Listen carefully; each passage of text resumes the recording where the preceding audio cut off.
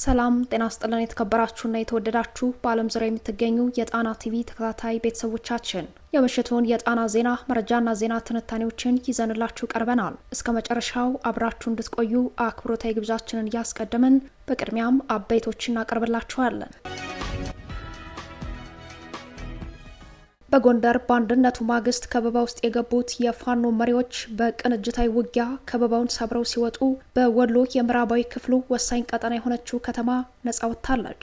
በተለይም በጎንደር የነበረው ውጊያ በሌተናል ጄኔራል በቀለ ብርሃኑ የተመራ ቢሆንም ታላቁ ታጋይ ራስ አርበኛ ደረጀ በላይ ከሌሎች የፋኖ አመራሮች ጋር ከበባውን በድል ሰብረው ወጥተዋል። ቀጥታ ከግንባር መረጃው ይቀርባል። በሶስት አቅጣጫ የመጣው የብልጽግና ኤሊት ፎርስ ጦር ሸዋ ላይ ክፉኛ ተመቷል። ወታደራዊ ካምፑን በማጥቃት የጀመረው የሸዋ አናብስቶች ፍልሚያ በመልሶ ማጥቃት በዙ 23ና ሞርተር ታጅቦ የገባው ያገዛዙ ኤሊት ፎርስ ድል ነስተውታል። ይህን ከግማሽ ቀን በላይ የወሰደ ከባድ ትንቅንቅ ዝርዝር መረጃ ይዘነዋል።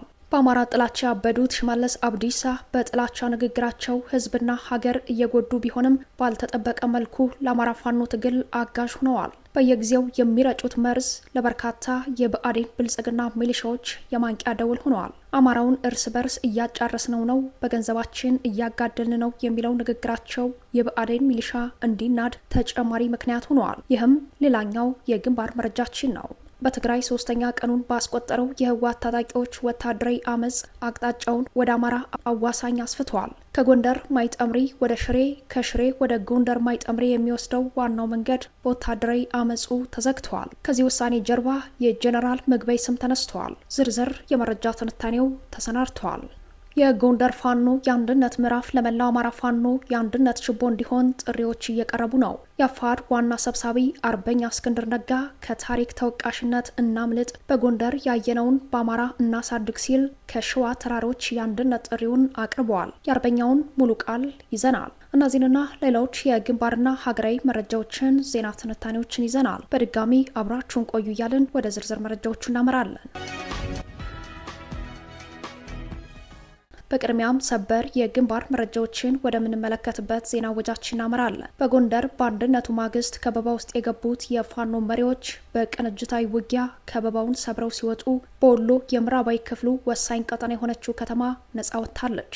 የአማራ ህልውና ትግል እጣ ፈንታ ከሚወስኑት ስትራቴጂክ የውጊያ ግንባሮች አንዱና ዋናው በሆነው በጎንደር ቀጠና የፋኖ ኃይሎች ወደ አንድነት ምዕራፍ መግባታቸው ከፍተኛ ድንጋጤ የፈጠረበት የብልጽግናው አገዛዝ የሰሜን ምዕራብ እዝ 2 ክፍለ ጦርና የመከላከያ ልዩ ኮማንዶችን የፋኖ አመራሮች ወደሚገኙበት ነጻ ቀጠና ማስገባቱን ተከትሎ ከማለዳ ጀምሮ ሲካሄድ የዋለው ውጊያ ፍጻሜውን አግኝተዋል። በውጊያው ከበባ ውስጥ ገብተው የነበሩ የፋኖ አመራሮች በሁለቱም እዞች የጋራ ቅንጅታዊ ውጊያ ከበባውን ሰብረው መውጣታቸው ታውቋል።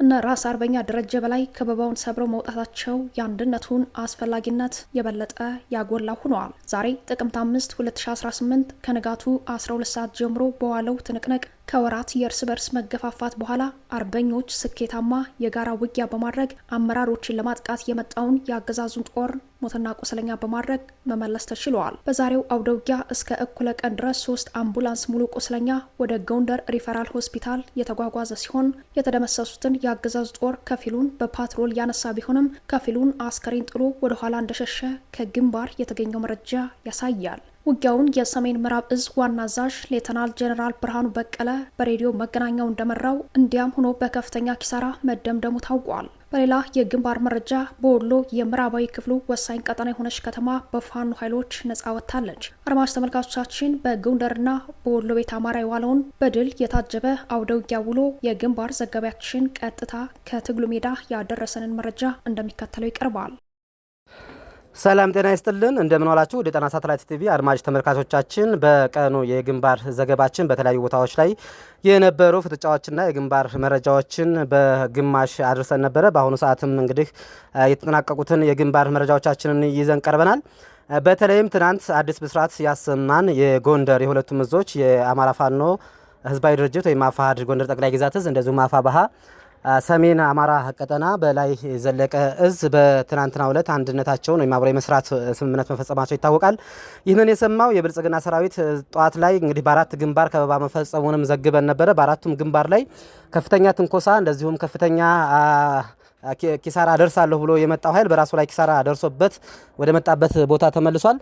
በአራቱም አቅጣጫዎች የመጣውን ሁለቱም እዞች በጋራ በመተባበር እንግዲህ ከበባውን በጥሶ መውጣት ብቻ ሳይሆን ከበባ በፈጸመው የአብይ አህመድ ሰራዊት ላይ ከፍተኛ ኪሳራ አድርሰውበታል።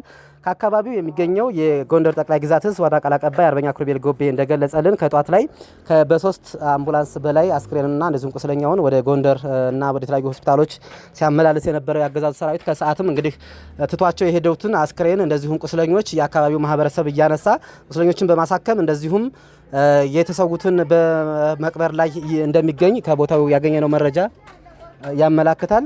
እንግዲህ አጠቃላይ በጎንደር በርካታ ድሎች ተገኝተዋል። ከዚህ በተጨማሪም ከሰሞኑ ሲያስደመን በነበረው የወሎ ቤት አማራ በተለይም የአፋባሃ ሚኒሊክ ዘመቻ በዛሬው ዕለትም ቀጥሎ በተለይም በምዕራብ ወሎ የምዕራብ ወሎ ሴንተር የሆኑትን እንደውም የምዕራብ ወሎ ከተማ ይሆናሉ ተብሎ በመንግስት ደረጃ ተይዘው የነበሩት ጊምባ ከተማና ገነቴ ከተማን ሲያጨናንቁላል። የገነቴ ከተማን ሙሉ በሙሉ በመቆጣጠር እንግዲህ ገነቴ ከተማ ማለት በስተጀርባ ከ5 በላይ ወረዳዎችን አቅፋ ያዘች የምዕራብ ወሎ 13ቱም ወረዳዎች ሴንተር የሆነች ቦታ ናት። ከሰሞኑ በአማራ ሳይንት መሀል ሳይንት እንደዚሁም ቦረና የነበረውን የፋኖና እንደዚሁም ያገዛዙ ሰራዊት ትንቅንቅ ያገዛዙ ሰራዊት ተቆርጦ በወረዳዎች ላይ እንዲቀር ያደረገ ድል በዛሬው ዕለት ተመዝግቧል። ገነቴ ከተማን እንደዚሁም በአካባቢዋ የሚገኙ የቡሶ የአቧራና የሆጤ ከተሞችን የፋኖ ኃይሎች ተቆጣጥረዋል። በአሁኑ ሰዓትም በአካባቢው ከባድ ውጊያ እንዳለ ከአካባቢው በተለይም በስሙ ክፍለ ጦር የተቋቋመለት የአባ ናደው አርበኛ ሳጅን አደማሊ ክፍለ ጦር ቃል አቀባይ አርበኛ ሁሴን ለጣቢያችን ገልጾልናል። አርበኛው እንደገለጸልን እንግዲህ በዛሬው ዕለት ከፍተኛ ሙትና ቁስለኛውን ወደ አቅስታ ሆስፒታል እንደዚሁም ወደ ደሴ ሪፈራል ሆስፒታል ሳማለስ የነበረ ያገዛዙ ሰራዊት በተጨማሪም ከ30 በላይ የነፍስ ወከፍ መሳሪያ እንደዚሁም አንድ ስናይፐር መማረካቸውን ገልጾልናል። በአጠቃላይ በዚህ ውጊያ ላይ የተሳተፉት የንጉስ የራሳሊ የንጉስ ሚካኤል ራሳሊ ክፍለ ጦር እንግዲህ በምዕራብ ወሎ የሚንቀሳቀሰው የአፋባሃ ሚኒሊክ እዝ ከፍተኛ ድል መጎናጸፉን ከቦታው ያገኘናቸው መረጃዎች ያመላክታሉ። አጠቃላይ እንግዲህ ይቺ ከተማ እንግዲህ ገነቴና በአካባቢ የሚገኙ ከተሞች መያዛቸውን ተከትሎ በርካታ ከተሞች ውስጥ የነበሩ የአገዛዙ ሰራዊቶች በመቆረጣቸው በአሁኑ ሰዓት ሰራዊታቸውን ከአማራ ሳይንት እንደዚሁም መሀል ሳይንት ከተሞች በማውጣት ላይ ይገኛሉ። ወደ ገነቴ ርብርብ እያደረጉ ይገኛሉ። ምክንያቱም ይሄ ከተማ መሀል ላይ የሚገኝ ከተማ በሆኑ ሎጂስቲክ ሆነ ማንኛውንም ማቴሪያል ማመላለስ ስለማይችል በአሁኑ ሰዓት ትንቅንቅ እየተደረገበት ያለ ቦታ ነው። እንግዲህ በተለያዩ ቦታዎች ላይ የአማራ ፋኖ እጅግ የሚገርሙ ተጋድሎችን እያገኘ ይገኛል። ጣና ሳተላይት ቴሌቪዥንም እነዚህን የግንባር መረጃዎች በተከታታይ እያደረሰ ይገኛል። በቀጣይም መረጃዎችን እየታተለ የምናደርሳቸው ይሆናል። ለተጠናቀሩት ዘገባዎች ተስፋዬ ልሳኑ ነኝ ከትግሉ ሜዳ። በሶስት አቅጣጫ የመጣው የብልጽግና ኤሊት ፎርስ ጦር ሸዋ ላይ ክፉኛ መመታቱ ተሰማ። የአማራ ፋኖ ብሔራዊ ኃይል አሳምነው እዝ አጼ ዘር ያዕቆብ አንደኛ ኮር በመራው ውጊያ በሶስት አቅጣጫ የመጣው የብልጽግና ኤሊት ፎርስ ጦር ሸዋ ላይ ክፉኛ ተመትቷል። የአፋብሃ አሳምነው እዝ አጼ ዘር ያዕቆብ አንደኛ ኮር በጀማ ቻይና ካምፕ መሽጎ የነበረውን የብልጽግና ኤሊት ፎርስ ጥቅምት 4 ለጥቅምት 5 ሌሊቱን ጠላት ወዳለበት ቦታ ዘልቆ በመግባት ከኮሩ በተውጣጡ ሻለቃዎች የተመረጠውን ካምፕ ለሰዓታት ማጥቃታቸውን፣ በዚህም በርካታ የብልጽግና ኤሊት ፎርስ መደምሰሱን አስታውቋል። በሌላ በኩል የጀማው ኃይል ላይ ጥቃት ሲከፈት ነፍሱን ለማትረፍ የሞከረው የአገዛዙ ኤሊት ፎርስ የተባለለት ኃይል ከሶስት አቅጣጫ ማለትም ከለሚ ተነስቶ ወደ ጀማ፣ ከመራቤቴ ተነስቶ ወደ ጀማ፣ ከመራቤቴ አለም ከተማ ተነስቶ በገረን ወደ ጀማ አቅጣጫ ዙ 23 ሞርተርና ዲሽቃ ይዞ ለመልሶ ማጥቃት የተንቀሳቀሰ ቢሆንም በሶስት አቅጣጫ የመጣው ኃይል በቆረጣ ክፉኛ መመታቱን እዙ በግንባር መረጃው አስታውቋል። ጠላት በክንደ ነበልባሎቹ አጼ ዘር ያዕቆብ አንደኛ ኮር አይቀጡ ቅጣት እየተቀጠቀጠ ይገኛል ያለው የእዙ የግንባር መረጃ በዚህ አውደ ውጊያ አገዛዙ ኤሊት ፎርስ ብሎ የሚጠራውን የአየር ወለድ ኮማንዶና የመከላከያ ልዩ ኃይል የሚባለውን ልዩ የጸረ ሽምቅ ስልጠና የወሰደ ኃይል ያሰለፈ ቢሆንም ወታደራዊ ካምፕ ላይ ከመደምሰስ በሶስት አቅጣጫ ለመልሶ ማጥቃት የዘመተው ጥምር ጦሩ ክፉኛ ከመመታት አልዳንም ብለዋል። አፋብሃ አሳምነው እዝ በሚንቀሳቀስባቸው የሸዋ ቀጠናዎች ተከታታይነት ያላቸው ስኬታማ ማጥቃቶችን በማድረስ ላይ ሲሆን በተለይም በዘመቻ አባናደው ከምኒልክ እዝ ጋር ያደረጋቸው የውጊያ ቅንጅቶች ስኬታማ ነበሩ። ከሰሞኑም በዚህ የውጊያ ቀጠናዎች ከለሚ ተነስቶ ወደ ጀማ፣ ከመራቤቴ ተነስቶ ወደ ጀማ ከመራቤቴ አለም ከተማ ወደ ገረን እንዲሁም ጀማ አቅጣጫ የታቀዱና ድንገተኛ ጥቃቶችን በማድረስ በአገዛዙ ጦር ላይ ሰብአዊና ወታደራዊ ቁሳዊ ጉዳት እያደረሰ ይገኛል። ይህ ዜና እስከተጠናቀረበት ከቀኑ 10 ሰዓት ድረስም በዚሁ ቀጠና አፋብሃ አሳምነው እዝ አጼ ዘርዓ ያዕቆብ አንደኛ ኮር የፋኖ ኃይሎች ከባድ ትንቅንቅ በማድረግ ላይ ይገኛሉ። የግንባር መረጃውን ያደረሰን አፋብሃ አሳምነው እዝ አጼ ዘርዓ ያዕቆብ አንደኛ ኮር የህዝብ ግንኙነት ክፍል ነው። የአማራና ትግራይ አዋሳኝ ዋና መንገድ በአመፀኛ ታጣቂዎች ተዘጋ። በትግራይ 3ኛ ቀኑን ባስቆጠረው የህወሓት ታጣቂዎች ወታደራዊ አመፅ በ3ኛ ቀን ውሎ አቅጣጫውን ወደ አማራ አዋሳኝ አስፍተዋል። በዚህም አርሚ 11 የተባለው የታጣቂ ቡድኑ አደረጃጀት የአማራና ትግራይ አዋሳኝ ዋና መንገድ መዝጋቱን የጣቢያችን ምንጮች ጠቁመዋል። የጣና ምንጮች ከማይጠምሪ ከተማ ባደረሱን ወታደራዊ መረጃ ላይ እንደተመለከተው አርሚ 11 የተባለው የታጣቂ ቡድኑ አደረጃጀት ከማይጠምሪ ወደ ሽሬ ከሽሬ ወደ ማይጠምሪ የሚወስደውን ዋና መንገድ እኩለ ቀን ላይ ዘግተውታል። የአርሚ 11 ዋና አዛዥ ጀነራል ወርቃይኑ የሚባል ነባር የህወሓት ወታደራዊ መሪ ሲሆኑ እኒህ የታጣቂ ቡድን መሪ ዋና ግንኙነታቸው ከብርጋዴር ጀነራል ምግበ ኃይሌ ማሾ በየንና ሜጀር ጀነራል ዮሐንስ ወልደ ጊዮርጊስ ጋር መሆኑም ተጠቁመዋል። ጀነራሉ የሚመሩት አርሚ 11 ተከዜን ተሻግሮ በጠለምት ዋልድባ ቀጠና ለወረራ የገባ ሲሆን የዚህ አደረጃጀት አሃድ የሆኑ የታጣቂ ቡድን አባላት ከማይጠምሪ ወደ ሽሬ ከሽሬ ወደ ማይጠምሪ የሚወስደውን ዋና መንገድ እኩለ ቀን ላይ መዝጋታቸውን ጣቢያችን ከማይጠምሪ ከተማ ምንጮች አረጋግጣለች። በተመሳሳይ የአርሚ 17 ታጣቂዎች ከሽሬ ወደ ማይሃንስ የሚወስዱ መንገዶችን በመዝጋት የወታደራዊ አመጹን አድማስ ማስፋታቸው ታውቋል። በሌተናል ጀነራል ታደሰ ወረደ የሚመራው ጊዜያዊ አስተዳደሩ በአመጽ ላይ ላሉ ታጣቂዎች ከ140 እስከ 200 ካሬ ሜትር ድረስ እንደየማዕረጋችሁና አገልግሎታችሁ መሬት እንሰጣለን፣ የደሞዝ ጥያቄያችሁንም እንፈታለን የሚል ምላሽ ቢሰጥም አመጹን የሚመሩት ጀነራሎች ዋና ግባቸው ጀነራሉን ከስልጣን ማንሳት በመሆኑ አመጹ አድማሱን እያሰፋ የአማራ አዋሳኝ አካባቢዎች ደርሰዋል። ከማይጠምሪ ተከዜን አልፎ ወደ ሽሬ የሚወስደው መንገድ በአመፀኛ ታጣቂዎች መዘጋቱ ወታደራዊ ትርጉሙ ቀጠናውን ሙሉ በሙሉ ተቆጣጥረነዋል የሚል ሆኖ ተመላክተዋል። ይህ በእንዲህ እንዳለ የጊዜያዊ አስተዳደሩ ፕሬዝዳንት ሌተናል ጀነራል ታደሰ ወረደ የቪአይፒ ጥበቃ መቀየራቸው የተሰማ ሲሆን ይህም ወታደራዊ አመጹ ከስልጣናቸው አልፎ ለህይወታቸው የሚያሰጋ በመሆኑ የወሰኑት አጣዳፊ ውሳኔ እንደሆነ ተጠቁመዋል። ባለፉት 3 ቀናት በመኖሪያ ቤታቸው ማደር ያቆሙት ሌተናል ጀነራል ታደሰ ወረደ በአሁኑ ሰዓት አንጻራዊ እምነት ያሳደሩት በትግራይ ክልል ፖሊስ ኮሚሽነር ሌተናል ጀነራል ገብሬ ዲላ ብቻ እንደሆነ አብዛኞቹ የትግል ጓዶቻቸውን ከስልጣን ሊያነሱኝ እያሴሩብኝ ነው የሚል ስጋት ውስጥ እንዳሉ የጉዳዩ ተከታታዮች መረጃ ያሳያል። በሌላ በኩል ይህ ዜና በተጠናቀረበት አመሻሽ ላይ አርሚ 13 በሚል የተደራጁ የታጣቂ ቡድኑ አሃዶች ወታደራዊ አመጹን በመቀላቀል መንገድ የዘጉ ሲሆን ህወሓት አሉኝ ከሚላቸው አርሚዎች ውስጥ ከግማሽ በላይ የሚሆኑት የወታደራዊ አመጹ አካል መሆናቸው መረጃዎች ያሳያሉ። በሌተናል ጀነራል ገብሬ ዲላ የሚመራው የጊዜ አስተዳደሩ ፖሊስ ኮሚሽን መቀሌ ከተማን ለመታደግ በከተማዋ ልዩ የጸጥታ ግብረ ኃይል አደራጅቶ ከተማዋ በጊዜያዊ አስተዳደሩ ስር ነች የሚል መልእክት ለማስተላለፍ ቢሞክርም ከተማዋ በአርሚ 22 ኃይሎች ቀለበት ውስጥ የገባች መሆኑ ወታደራዊ ውጥረቱን ጨምሮታል። መቀሌንም ሆነ የጀነራሉን ወንበር በሰዓት እላፊ ገደብ ለማዳን ጊዜው የረፈደም ይመስላል። የጉዳዩ ተከታታዮች እንደሚሉት በህወሓት ጀነራሎች በኩል የሚጠበቀው ጉዳይ በወታደራዊ አመጽ በመዋከብ ላይ ያሉት ሌተናል ጀነራል ታደሰ ወረደ ልክ እንደ ጌታቸው ረዳ ከአቅሜ በላይ ነው በሚል ወደ አዲስ አበባ እንዲሸሹ አሊያም ደግሞ የብልጽግናውን አገዛዝ የኃይል እርዳታ እንዲጠይቁ በማድረግ ወደ ወታደራዊ እርምጃ መግባት እንደሆነ ምልከታቸውን አስቀምጠዋል። ሽመልስ አብዲሳ በሚሊሻና በፋኖ ጉዳይ በተናገሩት ንግግር የብአዴን ብልጽግና ሚሊሻ መክዳቱን ቀጥሏል። ሰሞኑን ሽመልስ አብዲሳ በአንድ መድረክ አማራውን እርስ በርስ እያጫረስን ነው፣ በገንዘባችን እያጋደልን ነው ማለታቸውን ተከትሎ የግለሰቡ የጥላቻ ንግግር ለበርካታ የብአዴን ብልጽግና ሚሊሻዎች የማንቂያ ደውል ሆነዋል። በአማራ ጥላቻ የተለከፉት አቶ ሽመልስ አብዲሳ በዚሁ ንግግራቸው በዚህ ውጣ በዚህ ግባ እያልን የምንለምነውን የአማራ ሚሊሻ ደም አቃብተነዋል። ይህንን የማገዳደል ስራ በመስራታችን የጠላቶቻችንን ቁጥር መቀነስ ችለናል በማለት መናገራቸውን የሰሙ የብአዴን ሚሊሻዎች በከፍተኛ ቁጭት ከተጠረነፉበት ካምፕና ከስምሪት ቀጠናዎች በመውጣት ፋኖን በመቀላቀል ላይ መሆናቸውን አፋሃድ ሸዋ ጠቅላይ ግዛት እዝ አስታውቋል። ከሰሞኑ ፋኖን የሚቀላቀሉ የሚሊሻ አባላትም ለፋኖ በሰጡት ቃል ይህ ስርዓት እውነትም የአማራ ጨፍጫፊ ነው በማለት አገዛዙን ከድተው በከፍተኛ ቁጭት ፋኖን መቀላቀላቸውን ገልጸዋል።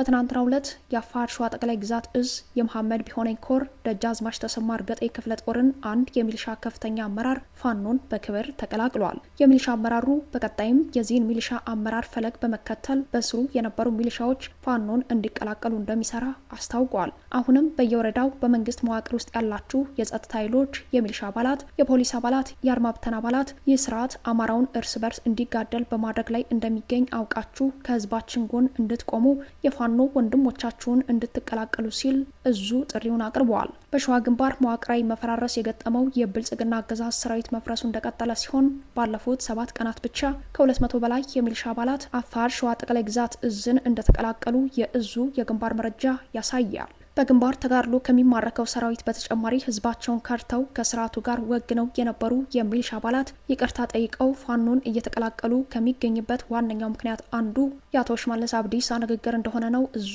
የገለጸው። ከጨፍጫፊው መከላከያ ቀጥተኛ ትዕዛዝ እየተቀበሉ የአማራ ህዝብና የአማራ ፋኖ ላይ ነፍጥ አንስተው ህዝባቸውን ሲወጉ የቆዩ የሚሊሻ አባላት ስርዓቱ እንደማይድን በማወቅ ከህዝብ ጋር ለመታረቅ የፋኖን ትግል መቀላቀላቸው የብልጽግና መዋቅር ስርዓታዊ ፍርሰት እንዳጋጠመው ማሳያ ነውም ተብሏል። የብልጽግና አገዛዝ የአካባቢ የጸጥታ አቅምን መጠቀም በሚል በመቶ ሺዎች የሚቆጠሩ ሚሊሻዎችን መልምሎ በማሰልጠን በአማራ 4ቱም ግዛቶች ያሰማራ ቢሆንም ቁጥራቸው በቀላል የማይገመት ሚሊሻዎች የፋኖን ትግል በመቀላቀል አሊያም መሳሪያቸውን በመሸጥ ከአካባቢያቸው ርቀው በመሰደድ ላይ ናቸው። አድማጭ ተመልካቾቻችን በመቀጠል የአፋድና የአፋብሃ ጎንደር ቀጠና የፋኖ ኃይሎችን እርቅ፣ ሰላምና የአንድነት ምዕራፍ በተመለከተ የአፋድ ዋና ሰብሳቢ አርበኛ እስክንድር ነጋ ያስተላለፈው የእንኳን ደስ አላችሁ መልእክት እንደሚከተለው ይቀርባል። ጤና ይስጥልኝ። የፋኖ አንድነት የአማራ ህዝብ የህልውና ትግልን ጥንካሬ፣ ተሰሚነት፣ ተአማኒነትና የመጨረሻ ዕጣ ፈንታ የሚወስን ወሳኝ ጉዳይ መሆኑ ለሁሉም ግልጽ የሆነ እውነታ ነው።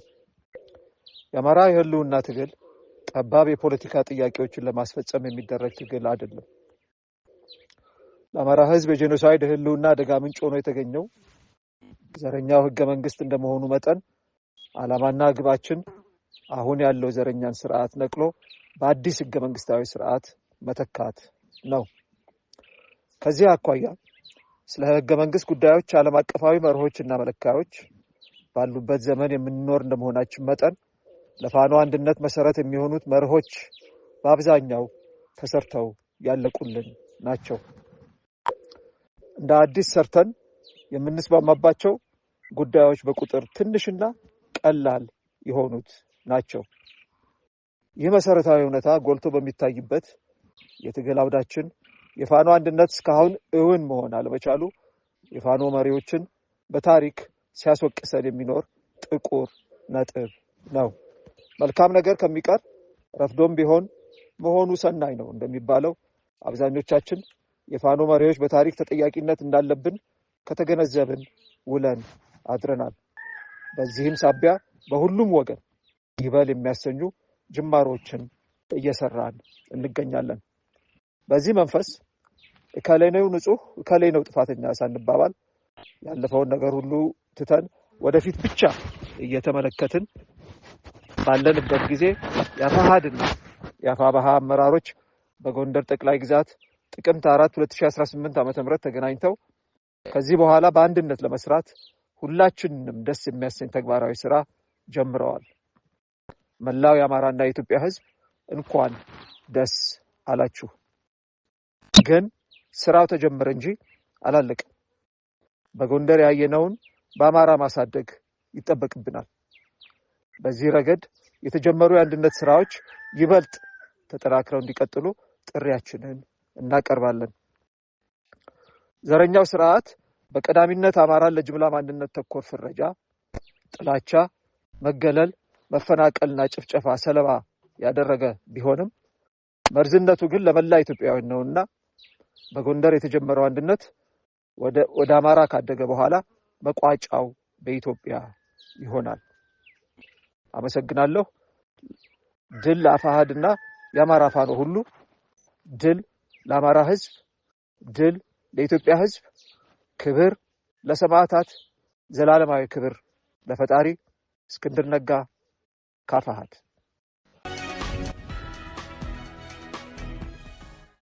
ክቡራትና ክቡራን ቤተሰቦቻችን ለምሽቱ የተሰናዱት መረጃዎቻችን እየተከታተሏችኋቸውን ይመስሉ ነበር። አብራችሁን ስለቆያችሁ ልባዊ ምስጋናችን ድረሳችሁ እያልን የጣና ቲቪ ወቅታዊ ዜናዎች፣ ትንታኔዎችና ልዩ ልዩ ፕሮግራሞች እንዲደርሷችሁ ቻናላችን ሰብስክራይብ በማድረግ ቤተሰብ ይሁኑ። በተሳትፎ የትግል ሚዲያውን እንዲያጠናክሩ ጥሪያችን እናቀርባለን። ጣና ሳተላይት ቲቪ ከሀቅ ጋር